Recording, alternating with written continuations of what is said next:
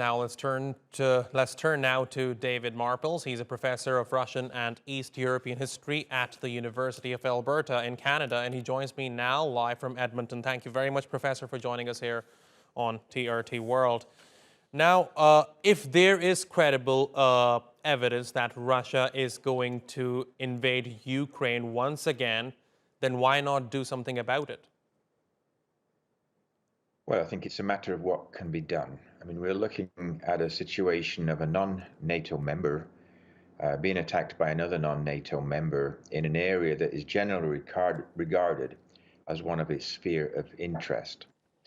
Therefore, NATO would not attack Russia if Russia invades Ukraine, and I think the President of the United States has made that fairly clear as well. What the West can do is impose more sanctions, cut Russia off from international organizations, make it very difficult for Russia to finish the pipeline to Germany. There are a number of things of that kind of nature, but it cannot oppose a Russian force like this unless you're going to start a third world war, and I don't think NATO or the United States is prepared to do that.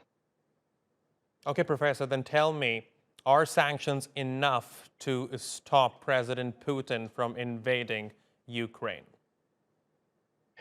No, well, they're not enough. But on the other hand, what is to be gained? And if he does invade Ukraine again, since he's already invaded, already annexed Crimea and occupied the Donbass or part of the Donbass, so where are you going to go? What are the limits to this? Would you try to attack or occupy all of Ukraine? I think that's just about impossible. Or would you try for more limited gains, such as perhaps gaining the city of Mariupol, which was lost during the Donbass war? Or perhaps extending the border of the two breakaway republics further towards the edge of the regions that they occupy. These are more limited objectives. I don't see any real possibility of an attack on Kiev, for example, or Western Ukraine. That is simply unrealistic, unless you're going to build up that force on the border much more than it is at present. 100,000 troops would not be enough to occupy Ukraine. Ukraine has much more improved army. It's got much better weapons. It's got Western intelligence on its side, and it's got Western advisors in the western part of the country, including from my own country, Canada. So it's not all that easy. It's not a logical thing. I think Russia is looking for bargaining points on Ukraine's membership of NATO. This is the point of the exercise. And Lavrov is constantly, asking for answers. We demand answers. But frankly, they're not in a position to demand answers. Russia's not got a strong enough economy. It's not strong enough on its own to withstand Western economic sanctions if they're fully imposed.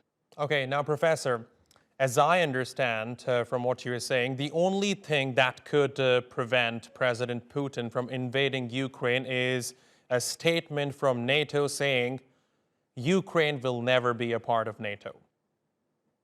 Yes, I believe that's correct. That is the ultimate goal. But it's the ultimate goal. I believe that the Russian foreign policy has always been to put several goals forward at the same time and use them as bargaining points. For example, if the West would give way on this and say there's no immediate prospect of Ukraine joining NATO, which frankly is probably true, then Russia might make some concession of its own, or maybe Russia could get something back, such as the agreement that it can keep Crimea. I mean, Crimea has always been another bargaining point. The West has not recognized it. Hardly any countries in the world have recognized the annexation of Crimea back in 2014. So I think there's a number of things from the Russian perspective that could get resolved by putting on pressure, providing the West does not act in a unified manner and in a very determined manner to stop it.